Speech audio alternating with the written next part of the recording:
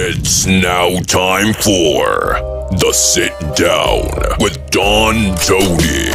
The Sit Down, where Don Tony talks one-on-one with his followers. What are you looking at? About the world of pro wrestling, pop culture, and so much more. The Sit Down with Don Tony. And now, your host, Don Tony.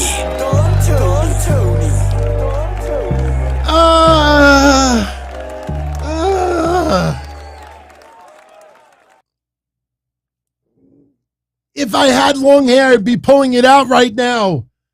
Oh my goodness, Saturday night, and it's all screwed up. Oh my God, so far I'm perfect tonight. Everything is going wrong. First of all, it's not the Sit Down. It's the Don Tony Show. The Sit Down is tomorrow night. Second thing is, I did not realize all day long I had the show set up to start at 10:05 p.m. tonight instead of 8:05 p.m. So a bunch of our regulars who tune in live think the show is starting at 10 o'clock tonight, when in actuality it's starting now. Hectic day. Anybody that follows me on Twitter knows I've been out for the last couple of hours. I literally just got in about 15 minutes ago.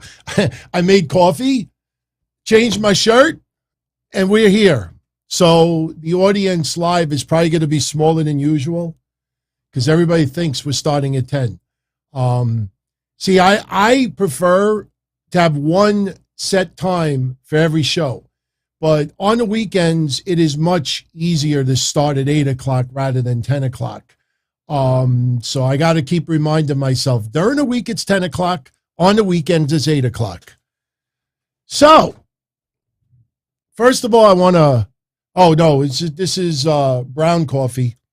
I actually started drinking the drip method, the pour over method. Never had coffee like that before, but I had a few people telling me, like, did you ever try the pour over method? And I'm like, no. And they're like, you got to make your water at 205 degrees, and then you get one of these pour over filters, which is almost like a coffee filter. And you put the coffee in it, you lay it on top of the mug, and then you pour a little bit of water and let that sit for about 30 seconds. Let the aroma of the beans, and by the way, it's always better to grind your own beans. Do not use ground. Ground is okay, but when you grind the beans, the oils come out, and you get this giant burst of flavor that you normally don't get on ground coffee. So I literally, I'm not kidding. I don't know if you could see it, but my fingers were grinding and grinding and grinding right before we went live, and I made myself some drip blend. It's not too bad. Pistachio flavor, I might add. So, I guess we started a minute or two late. Give everybody a few moments to stop in. And my apologies to everyone who's going to see this after the show is over. And they're going to be like, I thought it was starting at 10 o'clock. Yeah, totally screwed up today. So I want to shout out our newest members of the Elite family, Bob the Builder, Garcia Kane, Gracia Casagnabo. Welcome, my friends. I also want to shout out our newest channel members, Tuxedo Earth, Omar Salgado, Soulfly Biamor, Gamers Block, Derek Murchison, MTRZ Gaming. Actually, they're all members of the Elite family. Jay Flores, $24.99. Bob the Builder, Scorpio 1117, none more brown than him. Mike from New York, and Les Davis Jr. So welcome, and I hope everybody enjoyed Thursday's Q&A episode. Interesting to do it amongst channel members, a very, very intimate audience, but we put on a banger of an episode, and we got a lot of things to talk about tonight, so let's get right into it. Now, I know some of you out there were writing publicly and privately saying to me, DT, why are you saying that Jon Moxley is back? Well, first of all, you haven't paid attention to my shows the last 2 weeks, because 2 weeks ago I said that Jon Moxley is very close to returning. And if you remember my little remark, don't be surprised if Jon Moxley returns and his first match back is not for AEW. And that triggered, when we said that 2 weeks ago, that triggered a few people. Oh, how could you say that after, that they're family and this and that? No. Fact of the matter is, Jon Moxley is the GCW heavyweight champion. Jon Moxley has been out, obviously, with rehab, and we have heard nothing but positive with his rehab. And he is relaxed. He is rested. He has recovered physically and mentally. The mental part is just as important. And GCW made the announcement yesterday that on January 23rd, which is only 8 days from now, Jon Moxley will be defending the GCW Heavyweight Championship against Homicide. So awesome news. Awesome news. I know a lot of you out there have been very, very concerned for Jon Moxley. Having an addiction issue is no joke. An addiction could come in many, many forms. It's not always drugs and alcohol. People get food addictions. They get relationship addictions, addictions to porn, addictions to shopping. I mean, obviously, everything is handled differently, but still addiction is still addiction. I've made it no secret. My body is without question addicted to painkillers because of my car accident from 1996. But I don't abuse them because the last thing I want to do is find out that my kidneys no longer work and I'm fucked. So addiction is no joke. So anyway, Ricky Vasquez and everyone else out there asking about Tammy on the replay. When I go like this, you will see a link for a clip from Thursday's Q&A episode. I spent about 10 to 12 minutes talking about Tammy Sytch's arrest, got into some details that were not said on TMZ, got into a couple of other things. Now, I want to give you a little update regarding Tammy because, realistically, I think that there's a good chance that the charges may end up being dropped. But I want to explain a couple of things very quickly. This relationship, for those out there that's never been in a toxic relationship, or if you don't know anyone that has ever had a toxic relationship, there's a reason why they call it toxic. It is much worse than just a bad breakup. People can have a bad breakup, fighting, yelling, cursing out, not speaking terms. You could break things, throw things out. It could be a bad breakup. When it gets toxic, that's when you just do just outrageous things, and it's almost like you don't have control of yourself. She is in a toxic relationship. I don't want this to be taken the wrong way, but I'm going to say it because you know me, I always tell you straight out, whether people like it or not. This guy is no prize. Okay, this guy is no angel. All right, does not justify ever what Tammy said to the guy. The fact that this guy called the cops, the guy legitimately thought that she could do what she said she was going to do.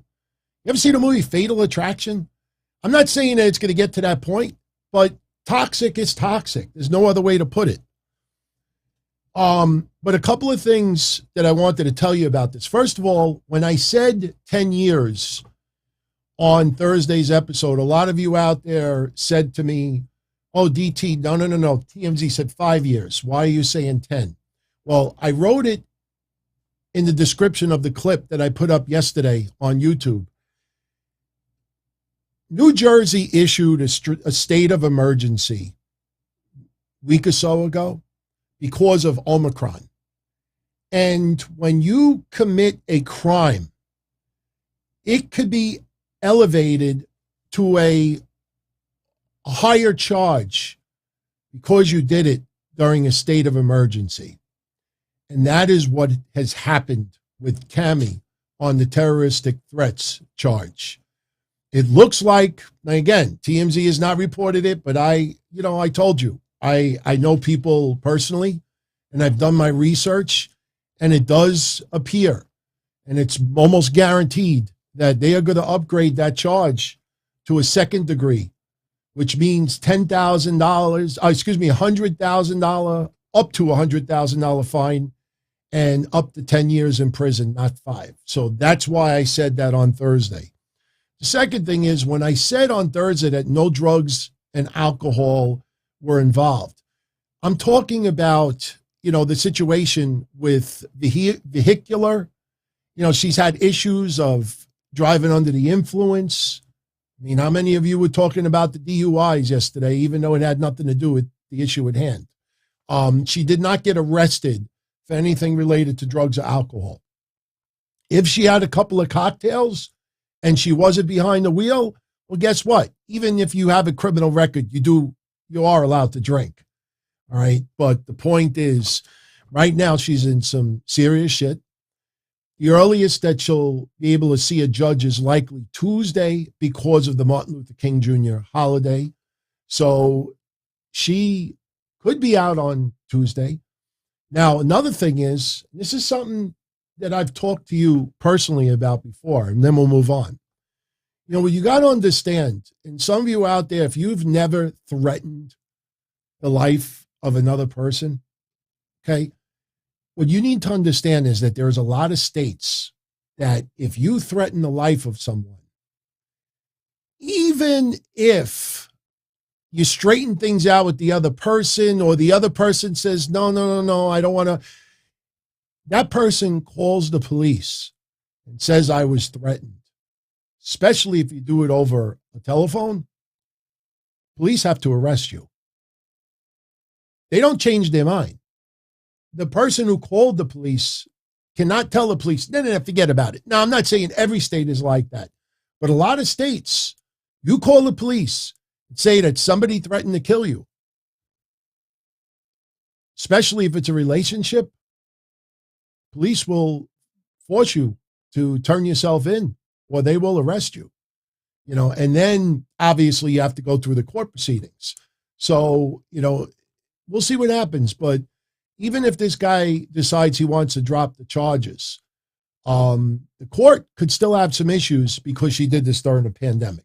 So it's very, very complicated right now. I thought about this, getting an order. He should get an order of protection. I don't know what that's really going to do, to be honest with you. So again, I hope that she gets some type of help.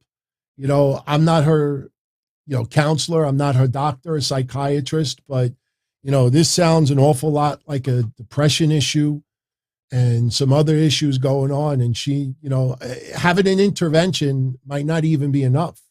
So, all right. We got to send our condolences to Sasha Banks and Alexa Bliss. For those that don't know, Sasha Banks' father passed away either yesterday or today. And literally moments before the show went live, I got a few DMs. Hey, DT, Alexa Bliss's grandmother passed away. So, on behalf of everybody here, we obviously send our condolences to both families. Let me tell you something. Losing my grandmother was devastating for me at the time. And thank God I still have both my parents, but you know how close I am with them. And, the thought of losing a parent, that's rough, man. So, my condolences are with both of them. So, all right. Congratulations to Samantha Irvin. Samantha Irvin, she was doing the announcing for NXT and doing an awesome job at it. For those that may not have tuned into SmackDown, she is now the announcer for SmackDown.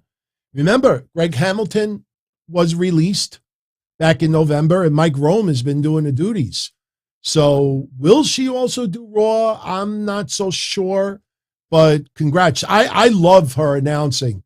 I mean, look, I know everybody thinks about William Regal when somebody says the term war games. But I tell you, she's pretty freaking good too. She's got that real stern voice. I like her work, man. I like her work. So congrats go to Samantha Irvin. Yesterday we had SmackDown. Yesterday we had Rampage, and I will definitely be getting into both. I just realized I have to load something here. I'm telling you, things were so freaking hectic tonight. You have no idea. I mean, I was wondering why nobody was hanging out in the chat room like minutes before the show. And I just look over on my screen and it says show starting in 115 minutes. And I'm like, what the hell is this?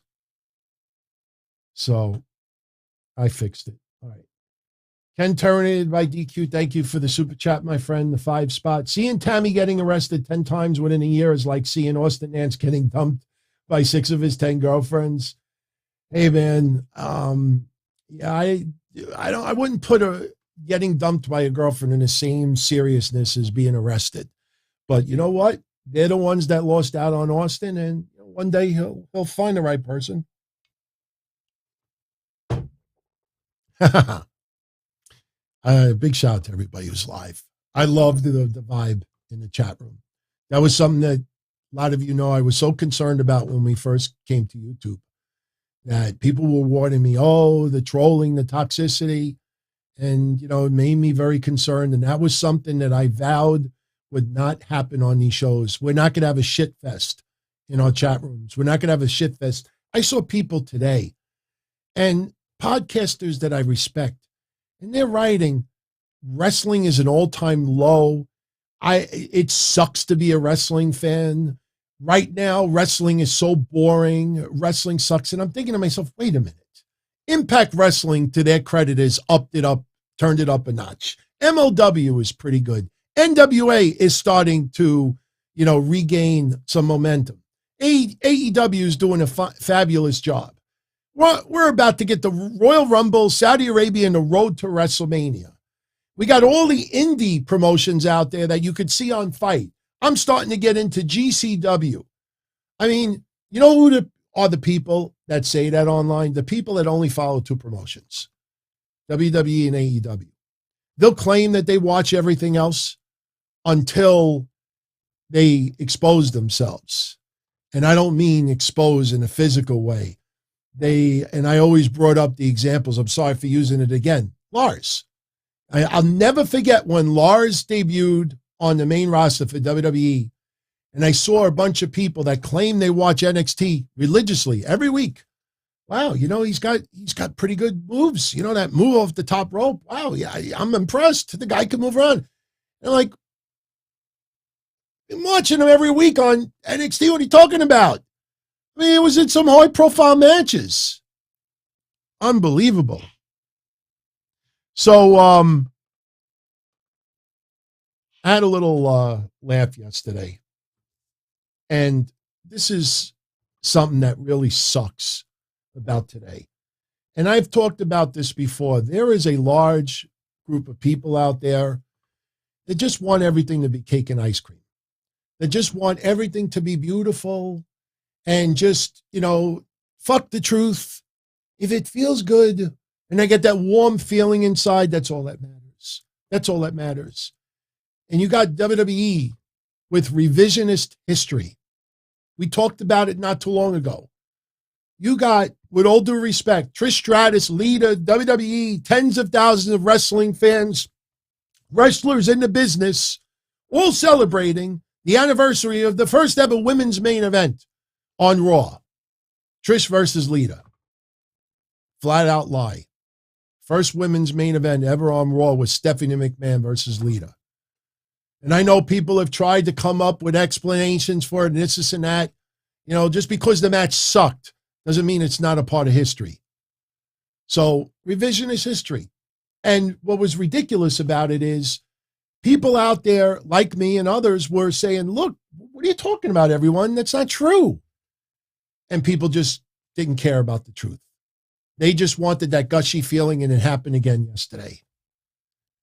I am happy Lita is back. What happened yesterday does not change the fact that I am really, really happy that Lita is back.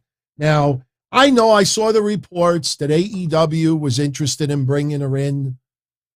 Why wouldn't they? If she could still do it, you think of Edge, you think of Christian recently, Lita, she's not that old. You see Mickie James still killing it and some others. If AEW was interested in bringing her in, sure. Now, I know people today were like, oh, well, WWE brought her in for the Royal Rumble so AEW wouldn't get her. I ask you a question. How's about Lita chose to go back to WWE instead of signing with AEW? Why is it that, WWE, now they're interested in Lita, that they probably wouldn't even put her in the Royal Rumble if AEW wasn't interested? Well, how's about fucking nobody forced Lita's hand and say, sign this. She ain't a puppet. She's the one that chose to go and do work with WWE again. As she said yesterday, she is home. So this was Lita's decision. Period.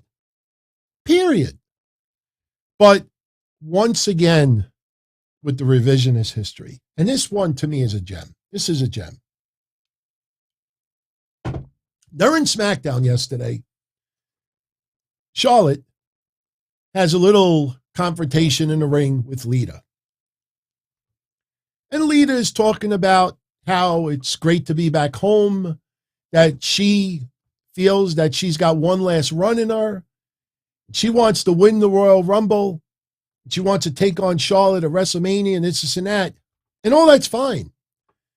But Lita also said yesterday, and I wrote the words down, and she said that,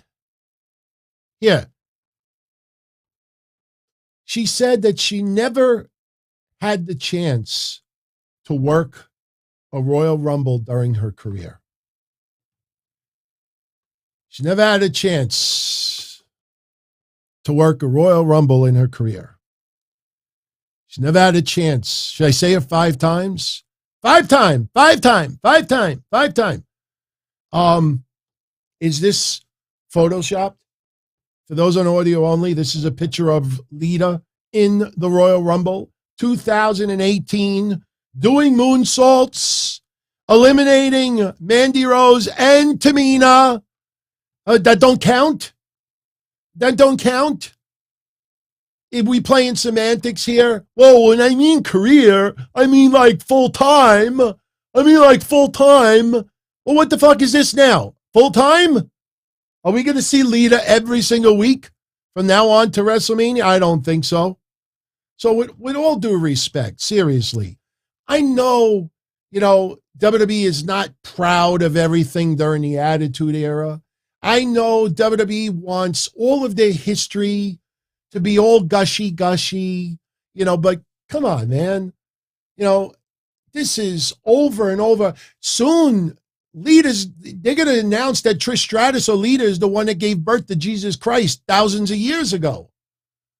I mean, they're going to be responsible for everything. They're the ones that created the women's revolution. I mean, stop. We love the fact that Lita is back. It's awesome that she has recovered enough that she can actually do it. I hope that she can do it. I have no problem if she ended up going to WrestleMania and having a high-profile match, but stop bullshitting and adding all this extra nonsense because you got to make it extra fucking special. Lying to the fans. There's no fans that by saying it yesterday, well, Lita's not. Wasn't 2018 the first ever Women's Royal Rumble? That's fucking history. That is history. She was in the first Women's Royal Rumble. And we're supposed to just no, that didn't happen. That didn't happen. Unbelievable. Shout out to Neff. Newest member of the elite family, Neff. Much love. Thank you for signing up, my friend. Benjamin's like recovered from what? I'll let the chat room answer you. So Lita, a little revisionist history yesterday, but that's a gem. That is a freaking gem. Never been in a Royal Rumble during her career. All right.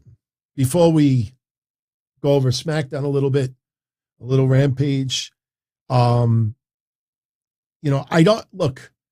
didn't put this in the titles. I don't want this to sound like, I'm trying to make a lot of attention about it, because it's not. All right. You remember, I posted on the synopsis that this week we had a wrestler appear on both Raw and on AEW TV. And it's really true. And no, it's not Jon Moxley, because Moxley was not shown on AEW. Yeah, it would be pretty cheesy. If Moxley's still part of the AEW intro, which I'm not sure if he is, I can imagine some douchebag from yesterday to today saying, "Oh, the AEW superstar featured on WWE and AEW television this weekend." Basically, it's Moxley in a video package yesterday on SmackDown and the intro for AEW Dynamite. That would be cheesy. But I'll just share this with you for anybody that wants to check it out. Do you remember on Monday Night Raw, we had Omos take on a wrestler by the name of Nick Sanders and squashed him like a grape? Well, yesterday on Rampage, we saw a music video by the Acclaimed. And if you look at this music video, yeah, the guy with a hat, you can't really see it, but it looked like he had a sledgehammer. And what was he trying to break? An exit sign? Yeah, that's the same guy. That's the same guy. So the same one who got squashed by Omos was in the Acclaimed's music video. So not a big deal. It's not a headline thing. That's the reason why I just put it in the middle. So I thought the music video was great. I thought that shit was a lot of fun. The Acclaimed is so talented, man. Seriously.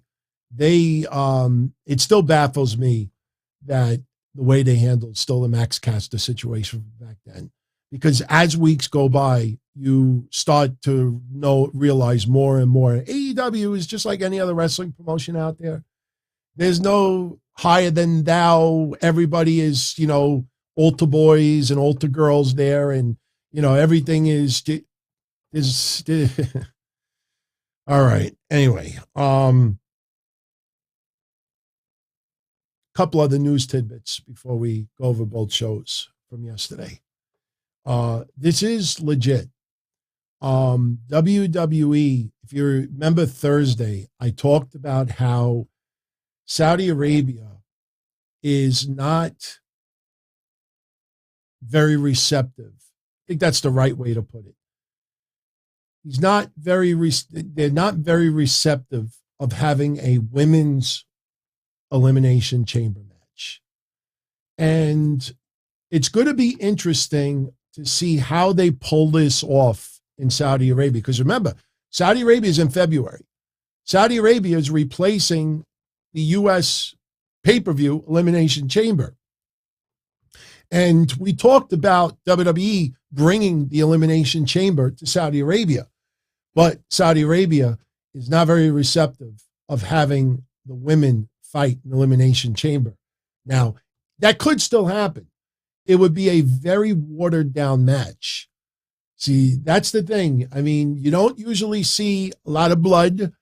If you remember Edge versus Seth Rollins in Saudi Arabia, I mean, the war that they had and lots of weapons and everything, Saudi Arabia was fine with that. But when it comes to women using weapons and stuff like that, they're not as receptive.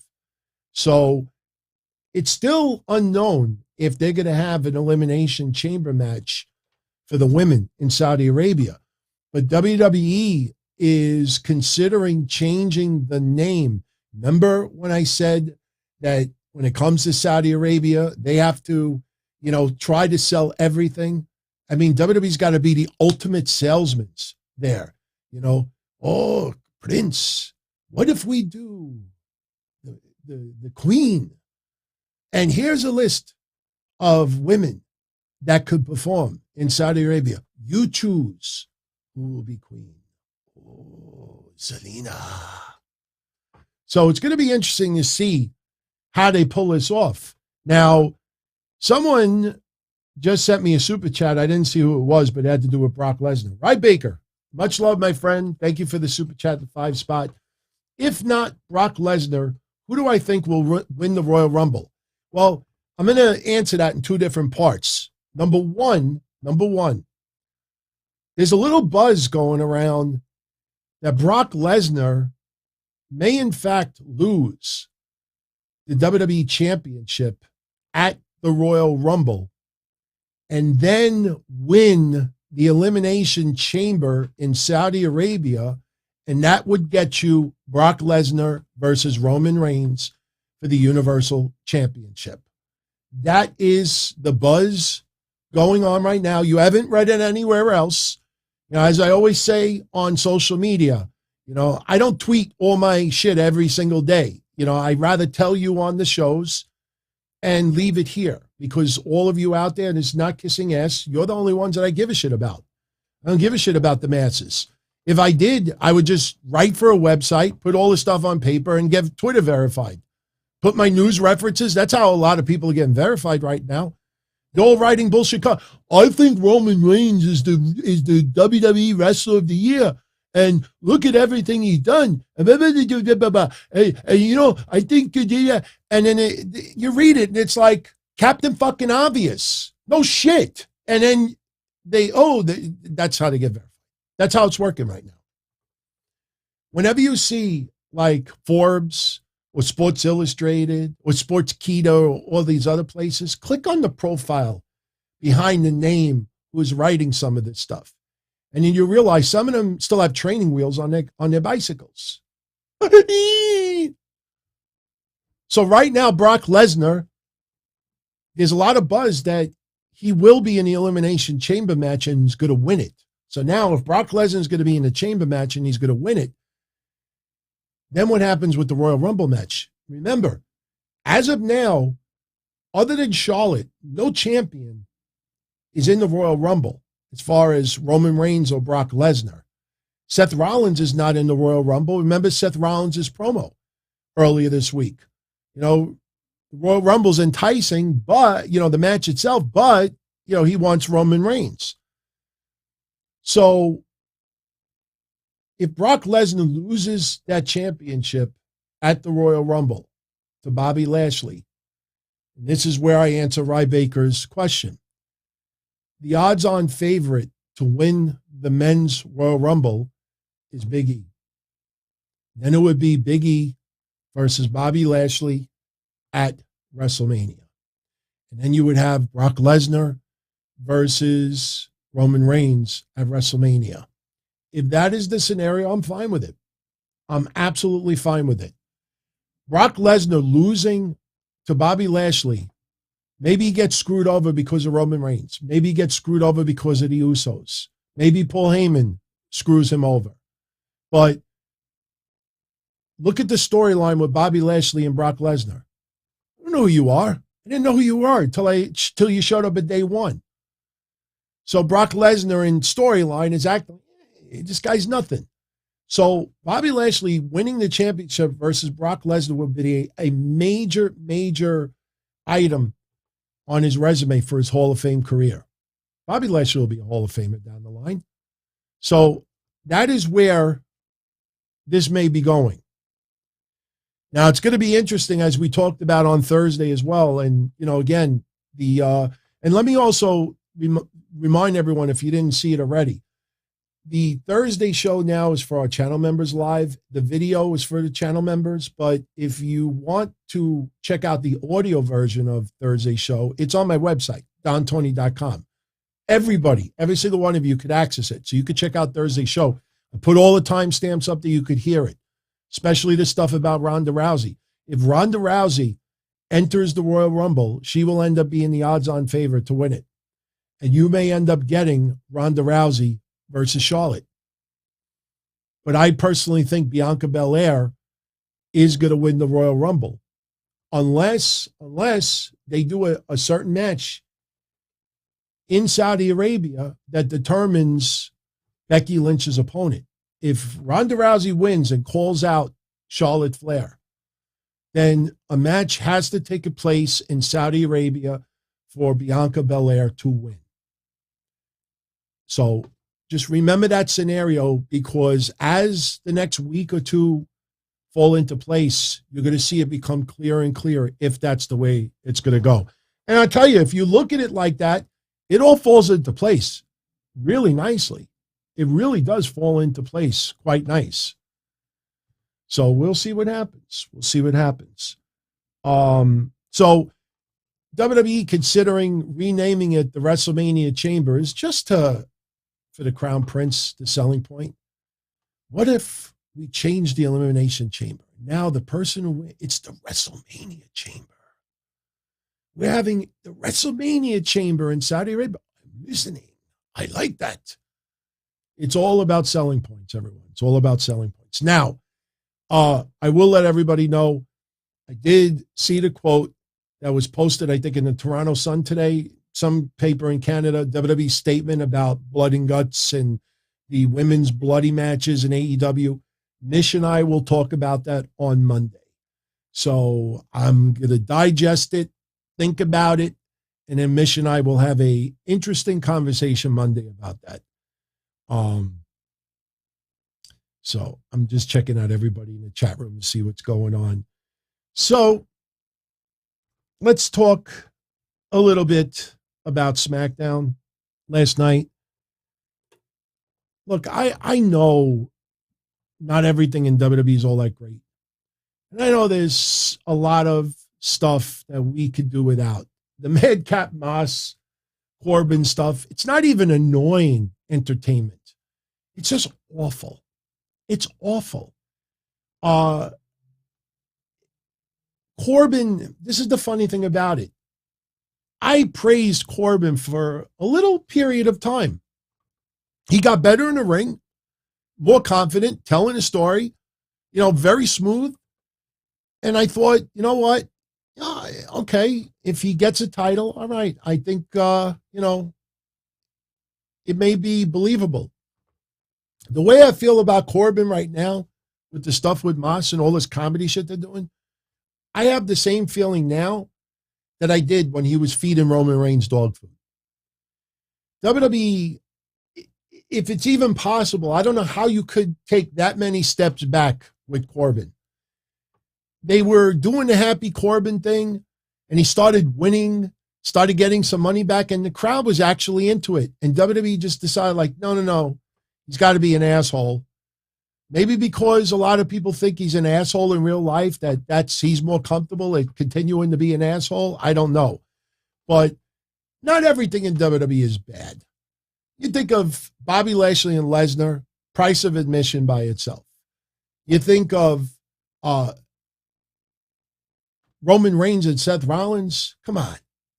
Especially the way things are going. And by the way, for a few people that were writing these books, telling me how could you say Seth Rollins is not a babyface and this and that? Have you been paying attention? This is the slow burn to make Seth Rollins a little bit more as a babyface. The crowd is into Seth Rollins. The guy is willing to work both shows. He's getting paid very well for it. The guy is working his ass off to entertain us. That's an admirable thing. So to try to play off to me that he's still a chicken shit heel, what babanya are you smoking? Send me some. But before we get into the actual match results, a couple of the super chat questions came in. Philip Maffey, do I think Bray Wyatt could return to the Royal Rumble as a surprise, or is that too soon? My honest opinion, I think you have a better chance of seeing Braun Strowman in the Royal Rumble or someone else than Bray Wyatt. The thing with Bray Wyatt is he's going to be doing film. That's not changing. WWE is not going to write a special contract just for Wyndham and then allow him to do these other things unless they're going to use him only as a special attraction. So WWE is not going to change the way they run business to please one person. Then they have to run the risk of it being a chain reaction and everybody else, it won't that. Oh, why can't I have this? Or what? They're not going to change it. If you look at Zelina when she came back, where's the Twitch stuff? Where's everything else? They're not changing the way they do business. And I don't want to talk about it today, about the remark WWE made about the blood stuff and everything. But I will say this. You see social media today. Everybody's on their high horse trying to talk down to everybody like, oh, what about this, WWE? Oh, do you remember when you did this? Oh, but you said this and that. WWE is answering to their investors. If their investors are pleased of it being PG entertainment and not having much hardcore blood and guts with women bleeding, that's who WWE is going to answer to more than anybody else.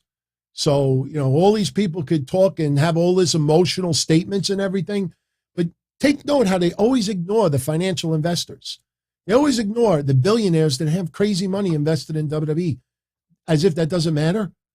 So when you read a lot of this stuff online, when you see them omit the biggest part of this, so Bray Wyatt, no.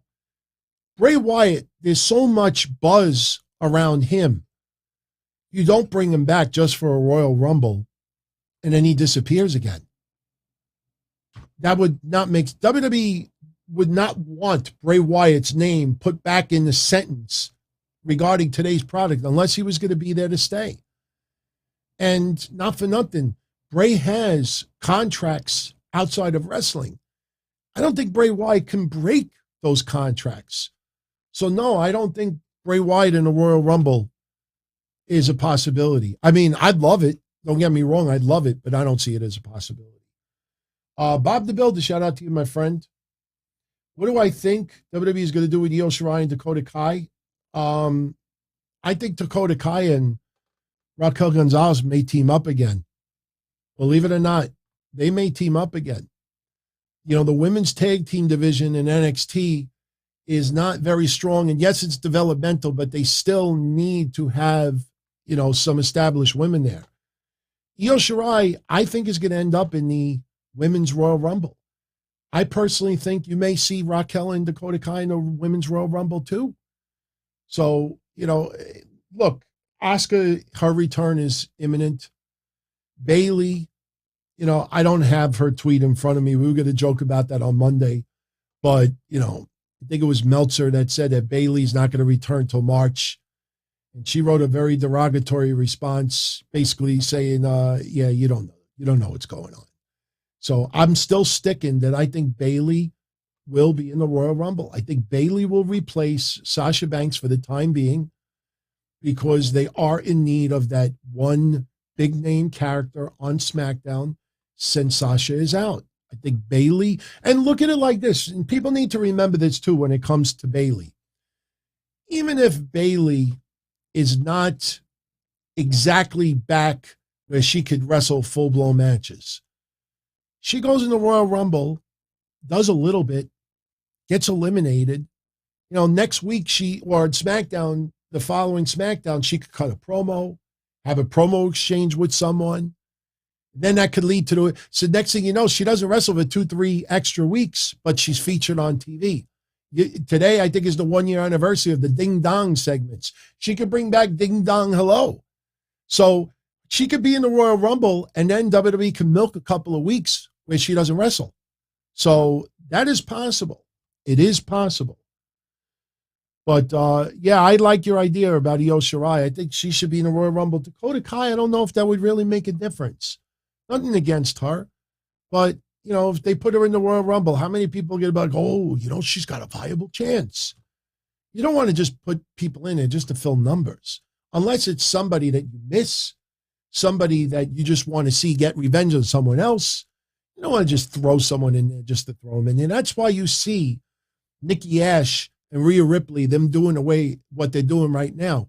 If you look at everybody in the Royal Rumble, they're trying to make it where there's somebody in the Rumble that they have big issues with. You know, other than seeing some names that we haven't seen in a while. And by the way, I took this from Sportskeeda. I got to share this with you. The gift that keeps on giving.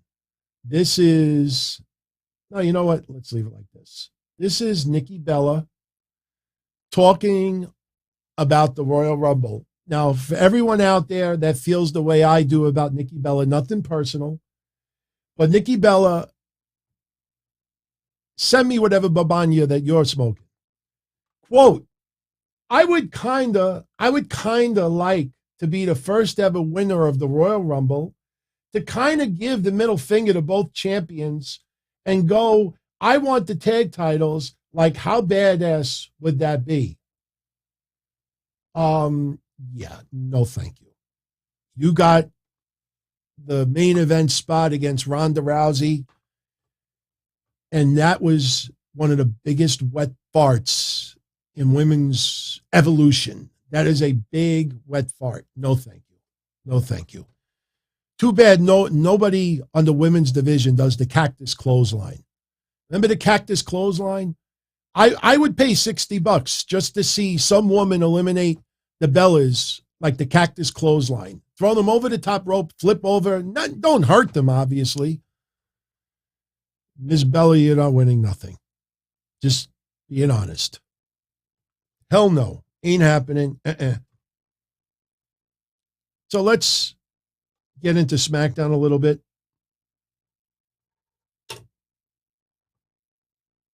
Tag team division. It's got some major problems right now. They've had problems for a while. This is what happens when you spend so much time on the Usos and the New Day. The New Day and the Usos. Usos and the New Day. I don't complain about their work. They work great together. And we talked about that many times before. But what have you done with the tag team division in the meantime? You have the Viking Raiders lose this week, win this week. Lose the next week, win this. Lose this, lose this.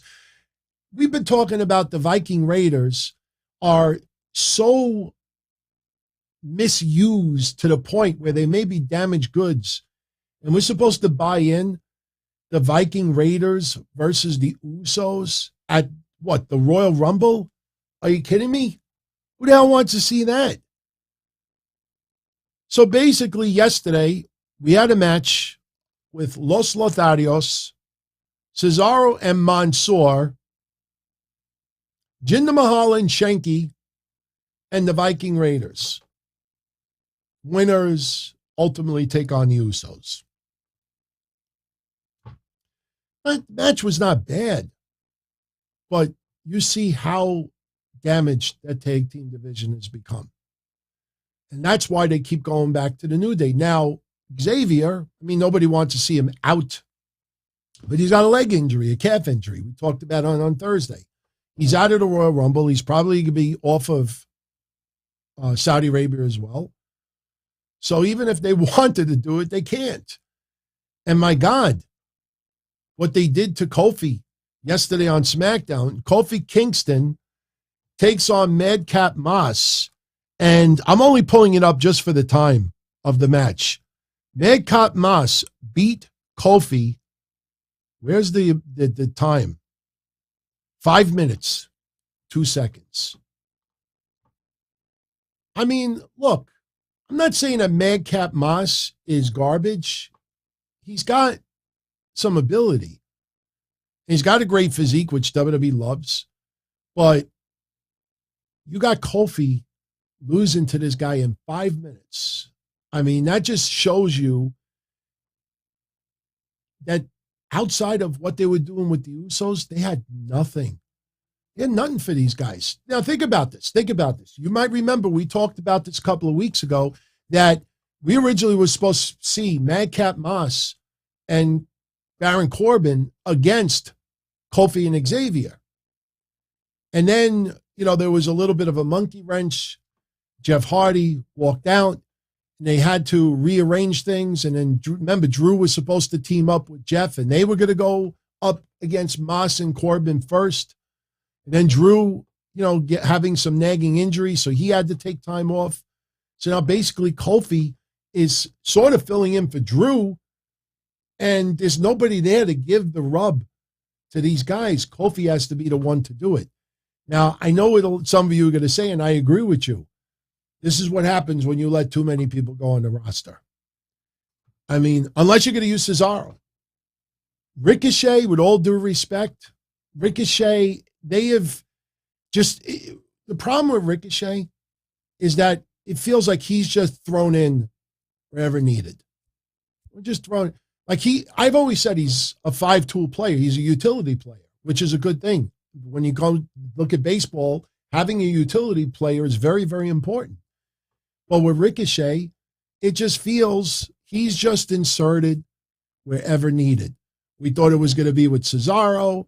He ends up going with this guy. He has a little with Drew. Now he has his singles. Then he does this. So even if Ricochet were to lose to Madcap Moss, nobody would care about it. So Kofi is the one to do the favors for Madcap Moss. That win does not help Madcap Moss at all. If anything, it just exposes, with all due respect, WWE, I think you let too many people go. And we'll see how they fill it in. And my God, can you imagine if Pete Dunne, Tommaso Ciampa, or both end up going to the SmackDown roster and this starts happening to them? I mean, I could see Pete Dunne and Cesaro having a program almost immediately, or with Sheamus almost immediately.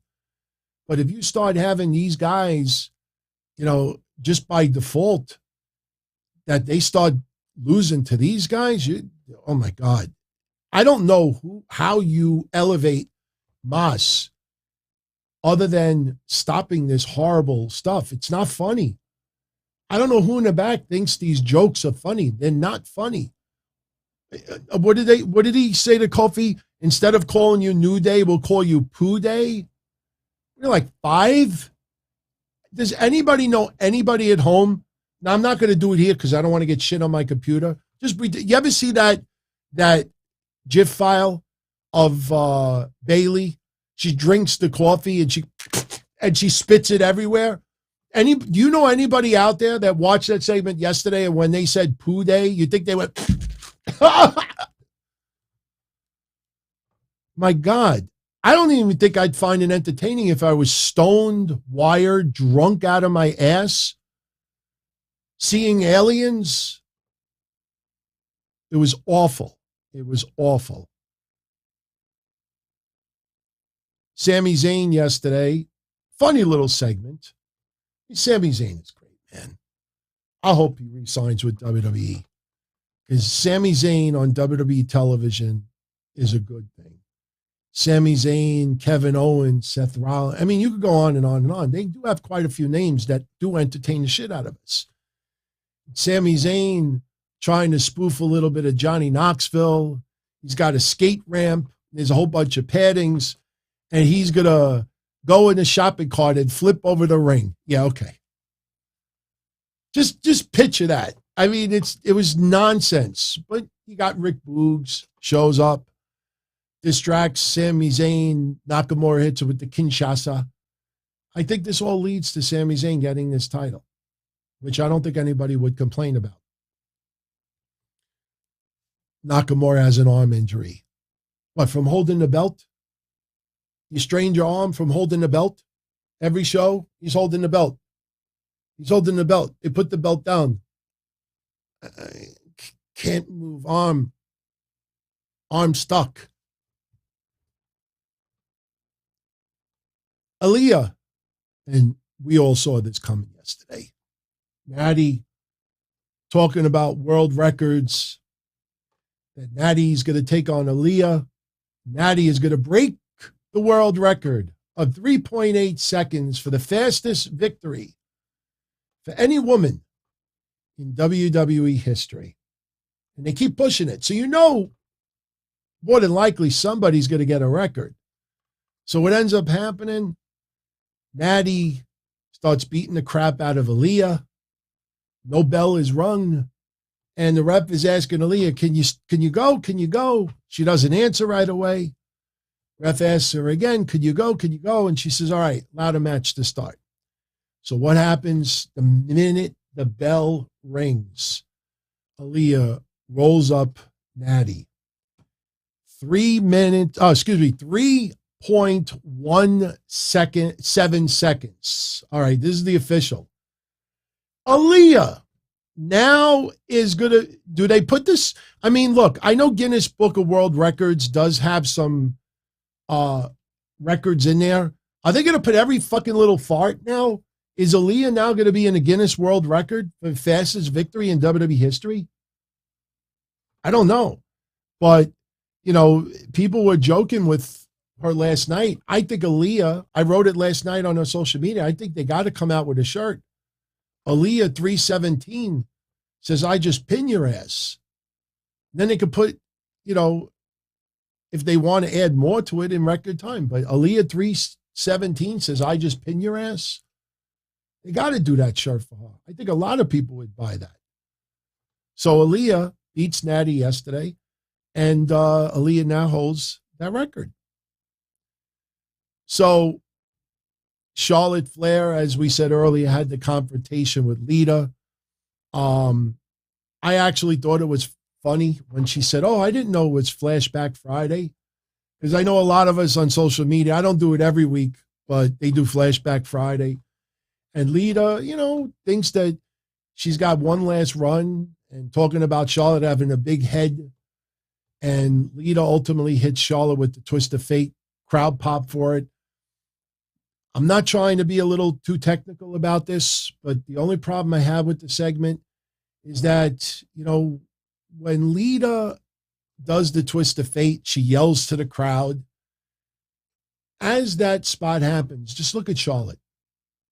Charlotte is literally just standing like, give it to me. While Lita's going, she's like, give it to me. She's just standing there. I don't know. But I am happy Lita is back. I'm curious if Trish is going to be in this Rumble. I don't know what the deal is. Maybe they just feel for Royal Rumble, they want the focus to be on Lita, and that if Trish appears in a Rumble, that it's going to take the focus off of Lita.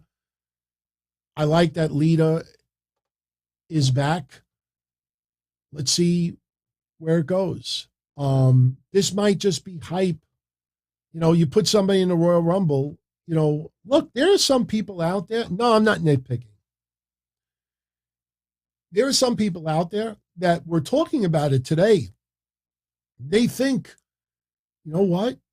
I think Lita could actually win the Rumble. I think Lita and Charlotte could possibly happen at WrestleMania. You get people thinking that, WWE did their job. For all we know, once the Royal Rumble is over, if Lita's eliminated and it's a little bit uneventful, for all we know, that's it with her on TV. So we don't know yet if Lita is going to be there to stay a little bit. I hope that she does. She looks great. I know Crazy Cruiserweight when he sees us, oh, look at her age and this and that.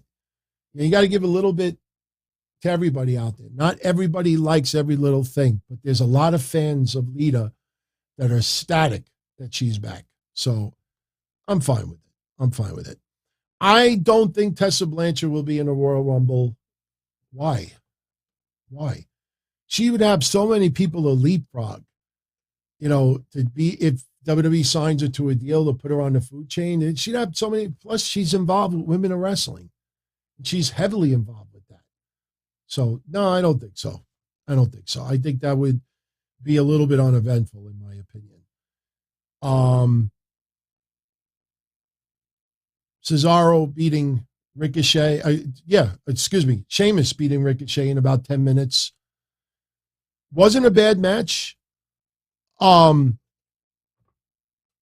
was funny when Ricochet said he was going to repeat and do the Sheamus, what he did to Ridge Holland. You know, it was an accident what happened to Ridge Holland. But, you know, to have Ricochet cut a promo like that just to lose, I don't know. But you know what? I did see a lot of people given their due to Sheamus yesterday. You're like, wow, man, this guy just consists of, where have they been? I mean, going back to 2020, after he came out of that storyline with Jeff Hardy, Sheamus has been banging it out. His feud with Drew McIntyre was awesome. He's had some awesome feuds. Sheamus is one of those guys that is really, I don't want to say is an unsung hero. He is just somebody who is solid there. Reminds me a lot of Cesaro. Much love to Sheamus. Absolutely, man. Never left that bandwagon. So throughout the night, we were seeing little video packages of the Shield. It's amazing when you realize that it's been 10 years just about since the Shield is formed. We've talked about it not too long ago, how many years it's been. It's close to 10 years. So all throughout the night yesterday, they're showing some vignettes, some video packages of the Shield from yesteryear and them forming, and then Seth turning and everything that we got that leads up to now. And, the packages were fabulous. I mean, you saw they definitely did what they could to minimize Dean Ambrose's exposure in these packages. I mean, you go and you watch them back carefully, you could see that Dean Ambrose was edited out as much as possible. They know damn well that you have Rollins versus Reigns.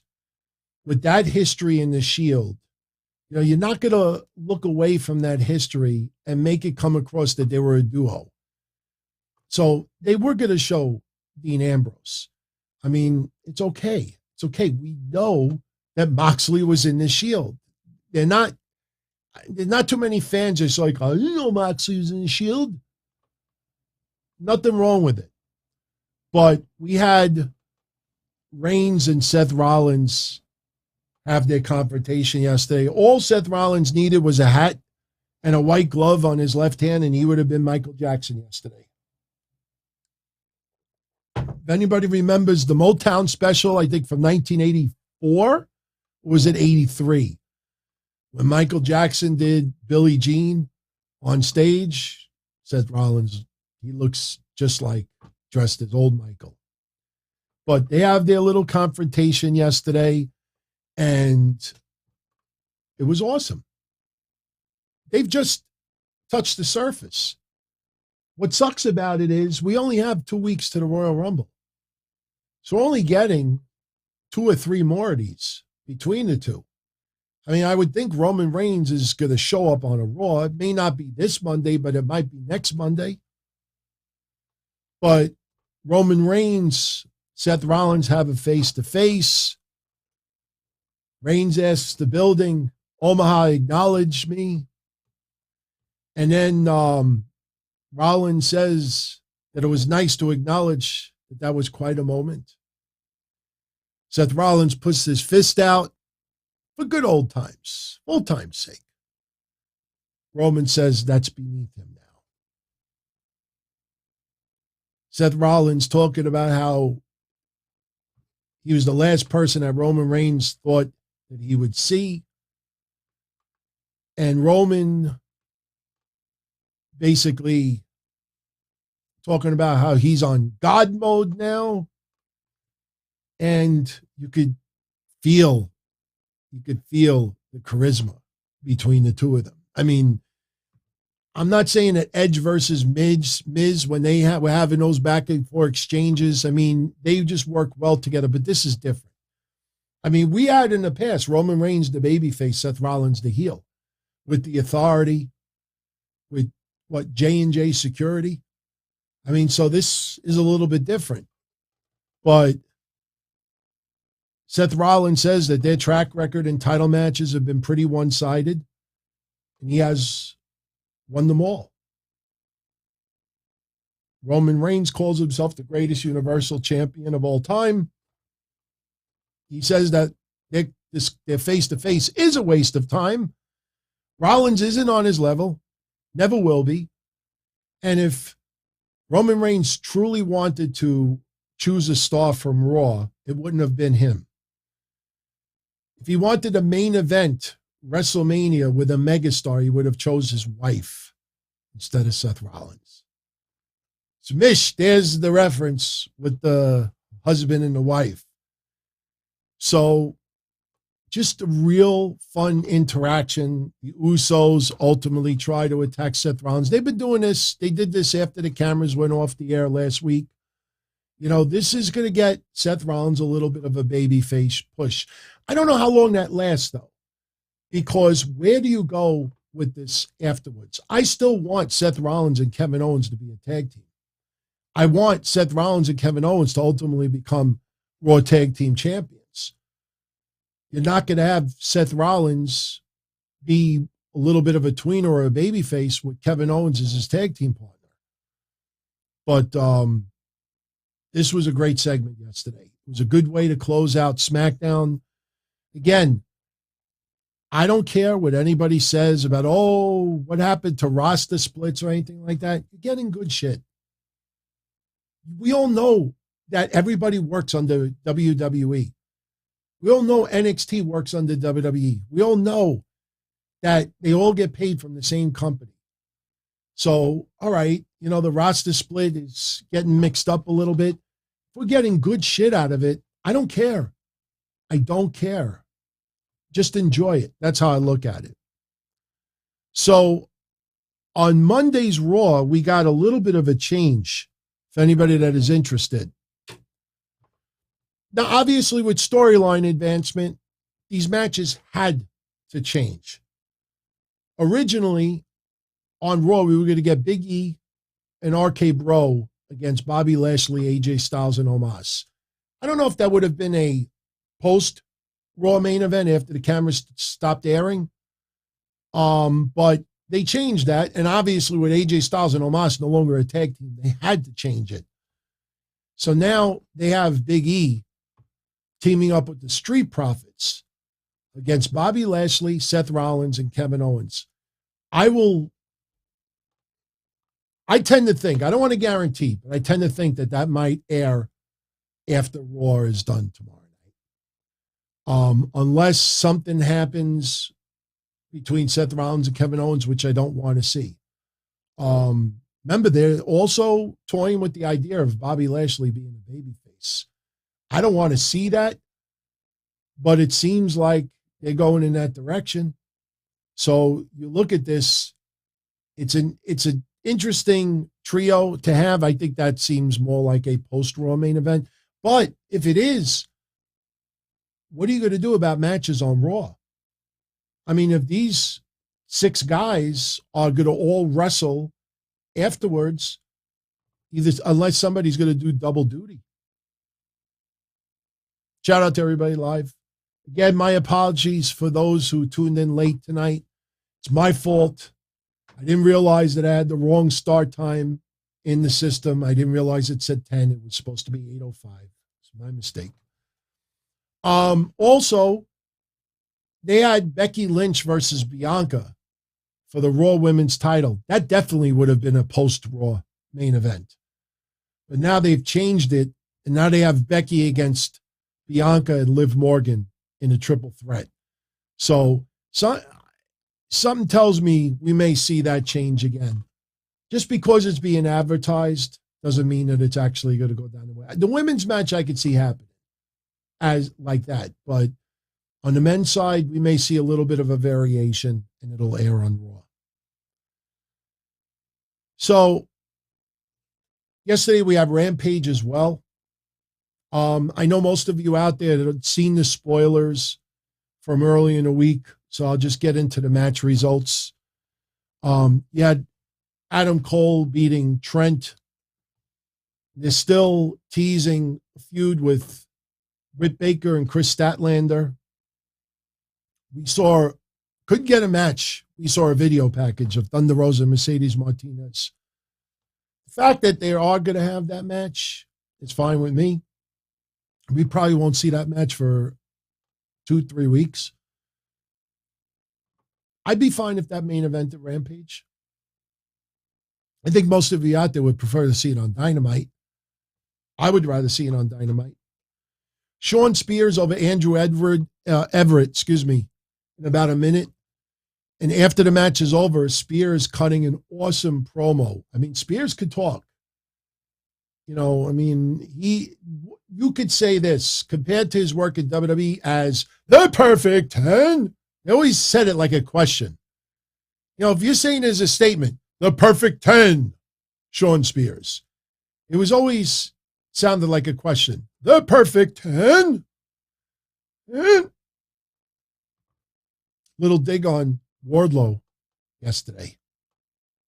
You're going to fight a green wrestler with 1 year's experience. You're going to fight me. The fans read between the lines. That's a shot at Wardlow. Telling you, I think ultimately Sean Spears is going to attack Wardlow from behind with a chair. And that's how the split is going to officially take place. They're going to tease Wardlow maybe doing something to MJF in the ring. And Sean Spears is going to whale Wardlow in the back with a chair. And that's how the split is going to happen. Then we'll probably see Wardlow against Sean Spears first, and then we'll see where this goes with MJF. Nyla Rose, Penelope Ford, and the Bunny over Chris Statlander, Layla Hirsch, and Red Velvet. This is a little bit of a mess because they're teasing Chris Statlander and Britt Baker, but they're also teasing Chris Statlander and Layla Hirsch. Isn't it interesting that nobody, we're joking around like, can they coexist? Because that's what this match was about. Can Chris Statlander and Layla Hirsch coexist? And the answer is no. They end up arguing towards the end of the match, and the Bunny ultimately pushes Layla Hirsch into Chris Statlander.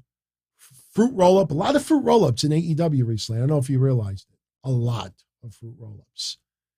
They've caught in the fruit roll-up bug. By the way, what I did forget about SmackDown earlier, my apologies. I just realized it now because of the confrontation with Jay Lethal and Ricky Starks. Sonya Deville and Naomi. And Naomi, up till now, she doesn't know why she don't like her. And basically what they're trying to feed us now is like, Naomi, you think you're all that, and all you are is, you're nothing. It kind of cacas. Please, if they're thinking about having Naomi versus Sonya Deville at WrestleMania, I'm not interested in that. I think that would be, then again, you're doing 2 nights of WWE, maybe. Yeah, that explanation was just so horrible. You know what it felt like? You know what it felt like with yesterday with SmackDown? It felt like somebody in a creative meeting said they were talking about what they were going to do with Naomi and Sonya. And somebody in the creative meeting must have turned around and said, hey, why are they against each other in the first place?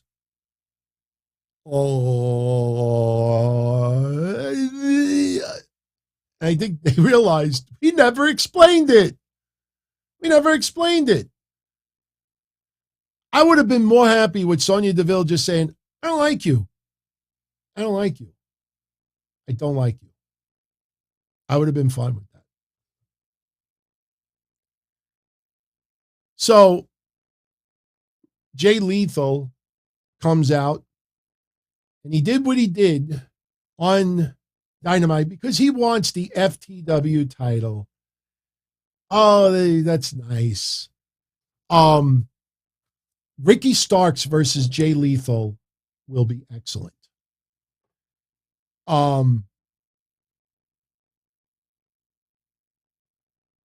It's pretty obvious their use of Jay Lethal up to now has been a colossal disappointment.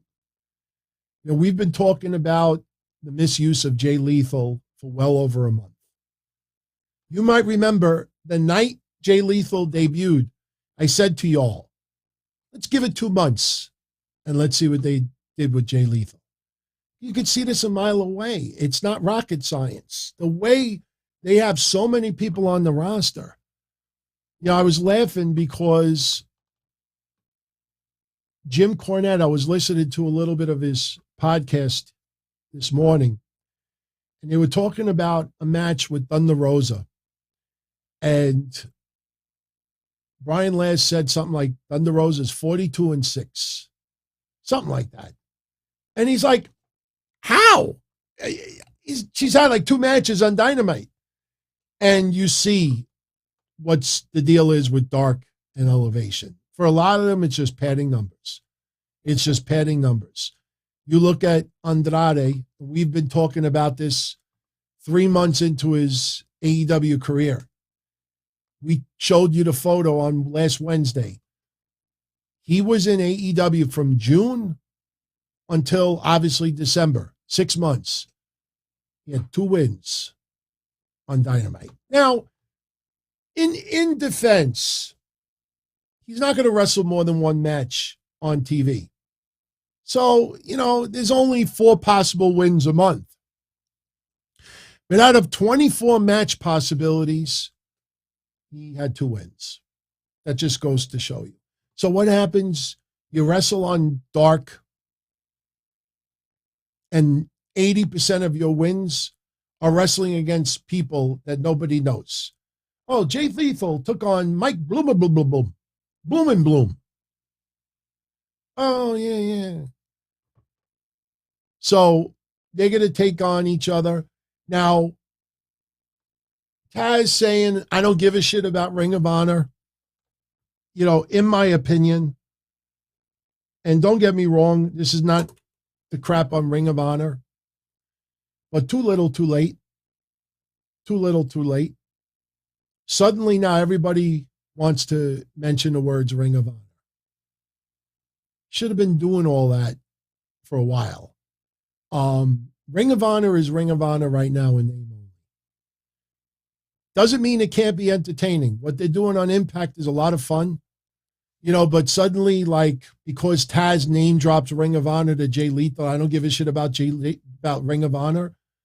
Ring of Honor is living on through other promotions. That's what it is. It's a name only.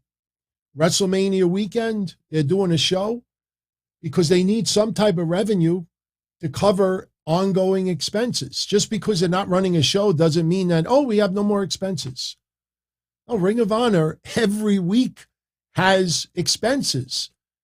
And there's only so many shows and only so many subscriptions you could get online. So they got to get an influx of money somewhere. They'll probably do a little bit of what they used to do in NWA TNA, that a wrestler wrestles on a house show for a particular indie promotion. And if they put a Ring of Honor championship on the line, maybe that promotion pays an extra $100 or $200, and that money goes to Ring of Honor. Because like I said, the wrestlers who are current champions of Ring of Honor, that's an advertising selling point. You want to book a show and you could bring someone on, it looks better when they are Ring of Honor champion than just another wrestler on the card. So Ring of Honor may be doing something similar to what was it, Bill Behrens? He used to do that. Bill Behrens would take a little fee. We covered that before. So that may be the case, but people dropping Ring of Honor, Ring of Honor, Ring of Honor, Ring of Honor. Honestly, too little, too late. Too little, too late. Jurassic Express retaining the AEW tag titles, beating John Silver and Alex Reynolds. It was a fun match. But once again, and we talked about this a few times before, something really being exposed with Luchasaurus. And it's not a tremendous problem, but it is a problem. Luchasaurus is so big and so intimidating that unless it is a big-time tag team facing them, they don't want Luchasaurus selling any extended period of time for anybody, unless maybe there's a spot where he kind of hurts himself. He goes through a table, something like that. And they got caught again with it yesterday. Luchasaurus gets knocked down, and instead of staying down a little bit so the opposite team can work on Jungle Boy a little bit to give that suspension of disbelief that the other team has a possibility of winning the match, even though we know that's not the case, Luchasaurus gets up almost immediately, and he gets up while the other team is trying to do their offense on Jungle Boy. So what happens last night again? He gets up, and go back and watch it if you think I'm lying. He did it the week before with the Lucha Brothers, because we talked about it on that recap. He gets up. You see Alex Reynolds and John Silver doing a little double team work on Jungle Boy, and he's just standing there watching it. He's just standing there watching it. He looked ridiculously stupid when, Ray Phoenix and Penta was setting up a high spot against Jungle Boy, and he's standing there watching it. And it happened again yesterday. I think the wrestlers that are on the opposite side of Luchasaurus, I think they have to start improvising. That if this Matarazzo is going to get up too quickly, do your power move on the opposite side of the ring. Figure out a way just to throw the attention on the opposite side of the ring. This way, instead of him just standing there and watching it like a fan, he could act like he's trying to get into the ring and he's pulling up the rope, whatever it is. But they're doing it right in front of the guy. And he's just standing there watching. Luchasaurus, why don't you do a selfie? Take some pictures while you're at it. Little things like that annoy the shit out of me. Because he's literally just standing there watching them beat up his partner. So Dynamite, this Wednesday, pretty good card. We got CM Punk versus Shawn Spears. Sting and Darby Allin versus The Acclaimed. That's the match I want to see. I want to see the other ones too, but that's the match I want to see. If you remember Wednesday, it's because The Acclaimed are number one contenders. If AEW now is, I don't want to say obsessed, but if their new tickle is Brody King and Malachi Black, then you could see a mile away what could end up happening. Remember last week when everybody online was like, why are they doing the TNT interim championship? Oh, wouldn't that be awesome if Dustin wins and Dustin takes on his brother again? And we saw that a mile away. They did that because they got this thought in his head, title for title. The interim title is going to last for 2 weeks. Cody's going to be back Wednesday. They're going to milk it. I issued a challenge for Sammy. Title versus title. The interim championship for 1 or 2 weeks was a ridiculously stupid idea. But pay attention to this. Remember, they did not want Sammy to lose to Dustin. That's why they didn't just simply have Dustin defending the title on behalf of Cody. Because then that means Sammy would have had to lose. They did not want Sammy losing to Dustin. By the way, best wishes go out to Dustin. And he may have COVID. We don't know 100% because he just posted a tweet that just said COVID sucks. I don't know. So we don't know if he has COVID. I think he does. And I'll tell you why. This is not expert journalism. This is just common sense. Other wrestlers in AEW responded to his tweet saying that they were prayers for him, thinking of him. People that he works with. So you're not going to say that if he was just making a general statement. You know what? COVID sucks. So I think common sense. I think he has COVID. I hope he's okay. Don West, I think, is still in the hospital, Charlie. I think he's still in the hospital. Isn't it sad, man? Just think of all of those websites and shows that have yet to say anything about Don West. because they couldn't cut and paste it from someone else. Instead of just caring as, a fan or whatever, because other places didn't cut and paste it, they don't mention it. That's awful. So, getting back to the Acclaimed, if now AEW's fetish, Tony Khan's fetish is Brody King and Malachi Black, if the Acclaimed lose to Darby and Sting, they probably drop out of the number one contender spot. That could very well happen. Personally, I think you need the Acclaim versus Jungle Boy and Luchasaurus at least once. So, you know what? Maybe they hit Sting with the boombox and they get the tainted win. I'm hoping Acclaim win this. I'm a big fan of Darby and Sting as a team. And look, maybe Andrade. Because suddenly Andrade, remember, didn't you want to buy Darby? I want to buy you the Darby. This little kid. Remember last week? So maybe Andrade causes them to lose. I just hope the Acclaim don't lose this, because after them finally getting to become number one contenders, and they pull the wool from underneath them, the rug from underneath them, like they did to Brian Cage and others, that's going to suck. That's why I hate this top 5 shit. I hate it. I don't acknowledge it. The only reason why I have to bring it up is because AEW does base some matches on that, from that list.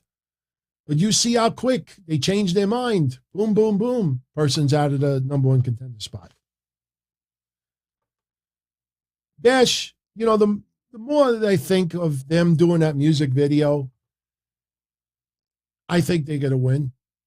I think them getting a tag team title shot definitely is in order. Also on Wednesday, we have the House of Black versus the Varsity Blondes. And I want to see if Julie Hart joins up. I think Julie Hart coming out with Brody King and Malachi Black would be very interesting. Love to see what her look would be. So I want to see Julie Hart turn on the Varsity Blondes. That's something I've talked about for about a month now. Cody returns. We are getting Lee Johnson and Brock Anderson versus FTR. I call that the Make-A-Wish match. Not for nothing against those two, but, they don't belong in Dynamite. And I'm not talking about FTR. Serena Deeb versus Sky Blue. Squash match coming. Sting and Darby Allin versus the Acclaim. CM Punk versus Shawn Spears. Adam Cole and Britt Baker versus Orange Cassidy and Chris Statlander. Does Layla get involved and cause Chris Statlander to match? Keep that thought in your head. So, I know. Goody. Brock Anderson.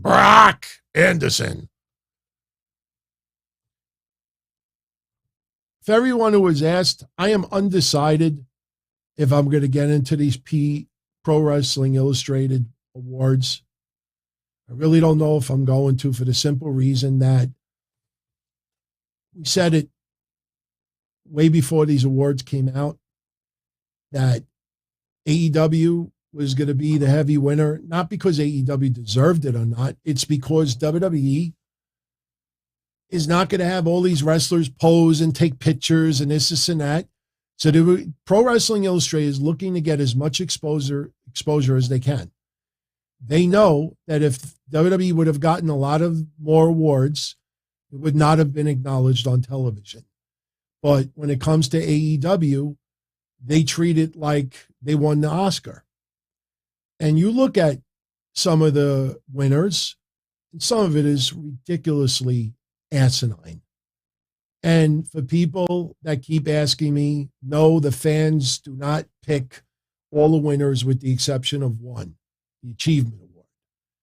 But it's just to get as much exposure as possible. I brought up, forget what episode it was.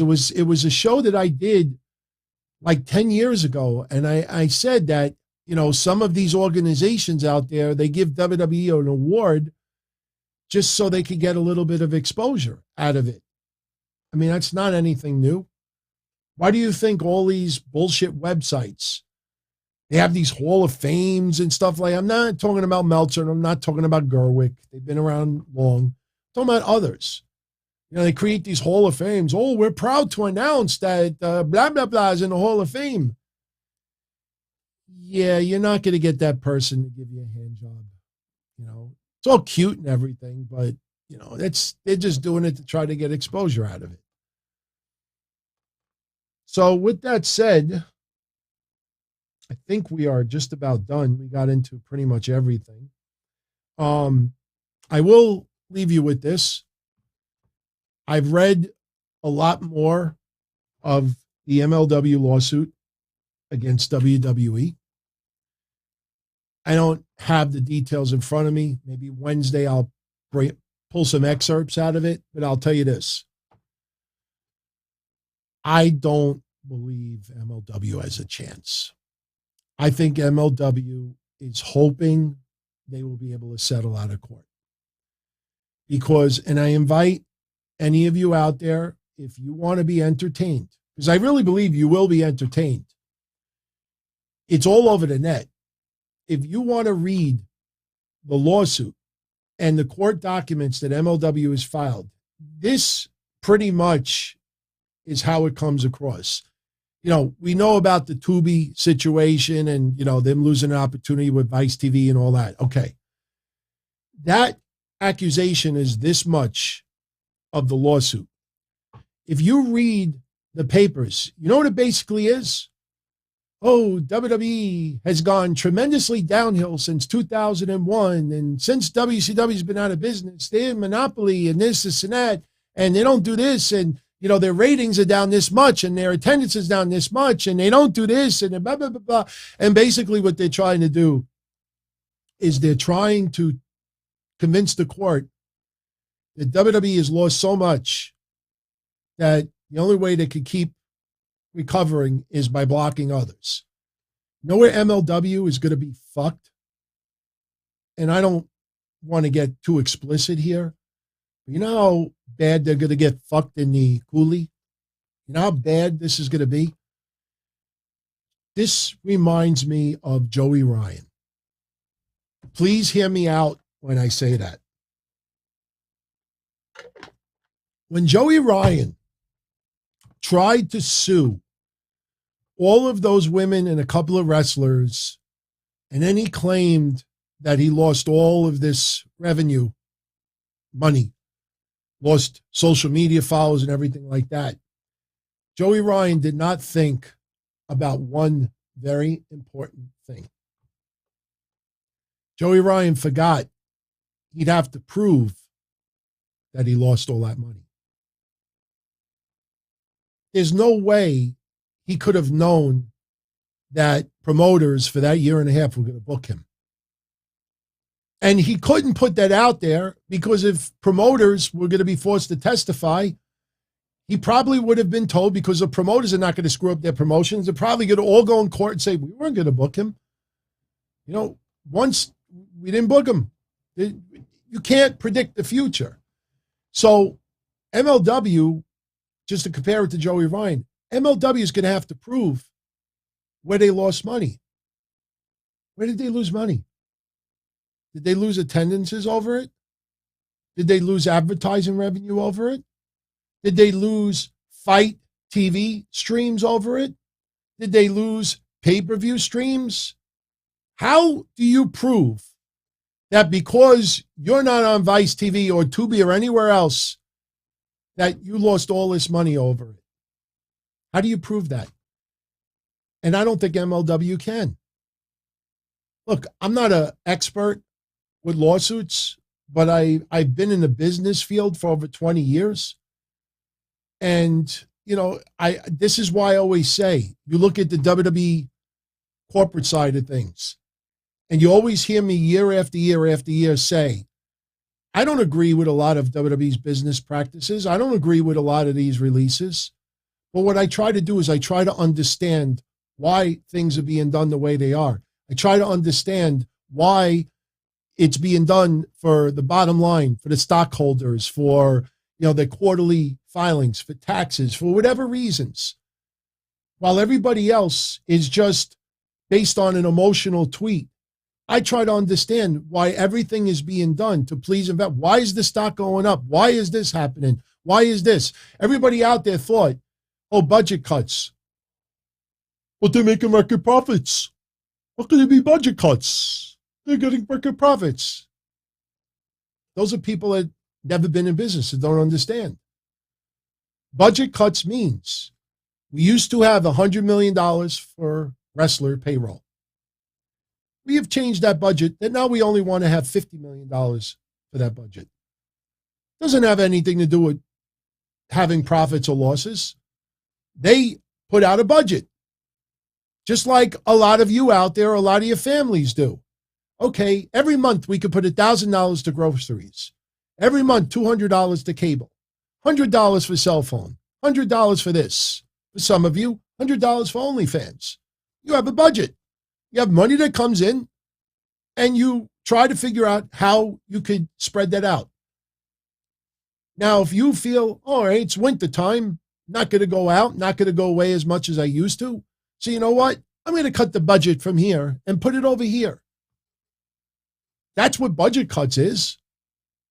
So when you look at this lawsuit with MLW, have you seen anybody out there say, how's MLW going to prove that they lost opportunities, lost money? How are you going to prove that? That's why this lawsuit, MLW is hoping that they could settle out of court.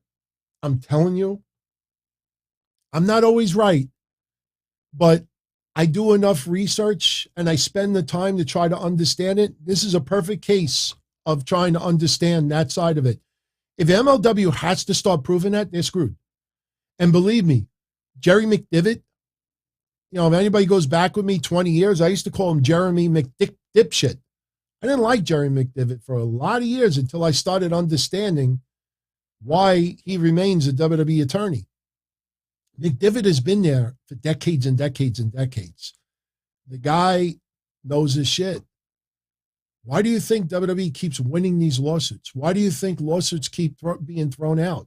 It's not because WWE is just throwing an infinite amount of money into defending these things. I think WWE wants to keep defending this stuff in court. It's because these lawyers know how to address this. When the concussion lawsuit came around, a lot of wrestlers just basically said, well, I had a concussion. Give me money. And the lawyer's like, look, sign, be part of this class action lawsuit. We win. We divide it 40 ways and you get a piece of it. Oh, I'm in. They don't know anything else. They don't realize that the lawyer was a kook. He was a dummy. He didn't know what the hell he was doing. He was just rolling the dice and hoping that WWE would settle because it was such a PR nightmare. Oh, 95 wrestlers all claiming concussions. And WWE's like, oh, man, fuck that shit. We're going to fight this shit in court. And the shit got thrown out. So you think they get it? Trust me, in a weird way, I think WWE would rather fight this in court and embarrass MLW and make them look insanely stupid than settle out of court. Because if they settle out of court, what do you give MLW? You think you give them $500,000? Crazy? They can't even get 400 fans at a show. Even if you charged every single fan $30 a pop, all right, $30 a pop, was that $9,000? Then you add in what? 200 streams out of it? The day that you hear that there's been a request for MLW to provide their losses, because you don't see that anywhere in the lawsuit. 90% of the lawsuit is WWE has gone downhill. WWE is this. It's not what it used to be. It's this and that. And as a result, they're stopping everybody else. It's like, okay, WWE is, sucks, blah, blah, blah, blah, blah. MLW, I think, doesn't have a chance. So, all right, everybody, I'm out of here. Don't forget, tomorrow night, 8:05, not 10 o'clock. Tomorrow night, the sit down with yours truly. We will have a live chat the entire night, maybe some live calls as well, if some of you want to call in. Whatever is on your mind, wrestling, non-wrestling. Last week we had a banger of a show, some awesome calls to the show, awesome chat. Tomorrow night, what's great about the Sunday show is I literally I know there's writing on this side, but I literally go in here with a blank piece of paper. And as you all bring up topics, I write them down. And then that becomes the synopsis. So I go into tomorrow with a clean slate, no topics planned unless something major breaks between today and tomorrow. And whatever you want to talk about, that's what we're going to do. So everyone, enjoy the rest of your Saturday night. And on the way out, if you enjoyed today's show, smash that like button. It would be most appreciated. Tell your friends about the channel. See, maybe they want to check it out. And before I go, I think there was one super chat that I had to get into. Bob, the Builder. Do I think Tony Khan values wrestlers more than characters? He thinks that hindering AEW and growing more characters are needed. Well, I've said many times that it has to be more episodic television. It has to be more character driven. You know, there's no promotion in the history of wrestling that has been tremendously successful that didn't have great, strong storylines. You know, when two people fight each other, you know, having 2-3 weeks of, I'm going to beat you. No, I'm going to beat you. I'm going to kick your ass. I'm going to kick your ass. You think you're going to kick my ass? I'm going to kick your ass. That's not a very strong storyline. That would be pretty much almost everybody that has an upcoming match. You look at some of the greatest feuds in history, there is a strong story behind it. You want the wrestlers, the fans to be emotionally involved. You want to build, lead to something. And I think they need to do that. Obviously, character-driven is crucial, but you have to have some momentum as well. You can't just have somebody come out there and then they disappear for 3-4 weeks. You know, did we ever find out? Remember when Hangman Page, you know, got the nod from the Young Bucks that, you know, okay, you could pin Kenny Omega. Where did that ever go? I mean, I know Kenny Omega's injured, but now you got to wait 2-3 months to have maybe Kenny Omega like it's dead. Do you remember when they walked for like 8 miles towards the end of a pay-per-view, walk into a car or something? You're either with us, are you going to be with us? I mean, you can't have a feud and then it disappears. What happened to Leo Rush? What happened to Leo Rush? I mean, you had Dante Martin. He turned on Team Taz. Now, all of a sudden, Jay Lethal's in the mix of this. What happened to Leo Rush? There are so many storylines that get postponed for 2, 3, 4 weeks. And that is a problem, too. So they got a lot of problems. There's so many examples that I could bring up. You know, the saving grace about AEW is that they put on fun shows. But you remember early on when I said that AEW reminds me of a really strong indie event? Like you go to an indie event in your town and it's this great show. You go home happy and then you go back the following month and maybe there wasn't continued storylines, but you get banger matches again and you go home happy. That's what AEW makes me feel more than anything else. And that's not all bad, but you have to, again, look at Andrade. Last week, oh, I want to buy Darby. This week, Matt, you like money? Let's talk. Like, it's all over the place. What happened to, oh, I got the Lucha Brothers. They need a ride from the airport. I mean, you look at how all these things are just everywhere. So it's a little bit of a mess. It's a little bit of a mess. All right, everybody. Look, last week, Ruby gets attacked by Britt and everybody else. The fuck was Ruby yesterday? What the fuck is let's see if Ruby shows up Wednesday and gets involved with it. What did she do? She in the restaurant having a lager, whatever it is, just listening to music and, oh, I forgot, I got to be, these storylines have to continue week after week after week after week. And a lot of them don't. So, all right, everybody. I'm out of here. Have a nice night. I'll see you Sunday, 8:05 p.m. Be well. As far back as I can remember, I always wanted to be a podcaster. For me to live any other way was nuts. To me, those goody-good people who worked shitty jobs for bum paychecks and took the subway to work every day and worried about their bills were dead. I mean, they were suckers. They had no balls. If I wanted something, I just took it. I ran everything. I paid the bills. I paid the host. I even paid the masked maniac. Everybody had their hands out. Everything was for the taking. We always called each other good fellas. You would always hear from somebody. You're gonna like Don Tony.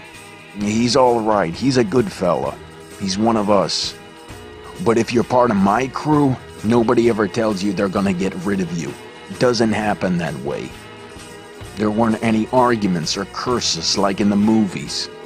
See, your haters come with smiles. They come as your friends, the people who've claimed they care the most for your life. And now that's all over. And that's the best part. Today everything is different.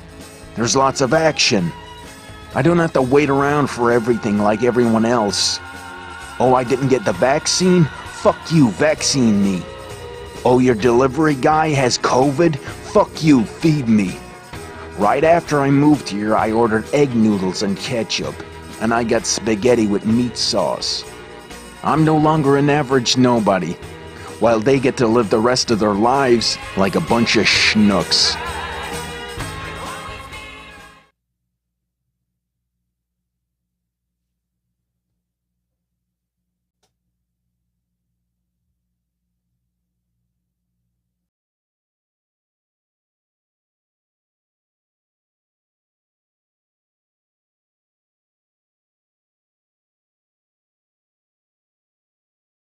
As far back as I can remember, I always wanted to be a podcaster.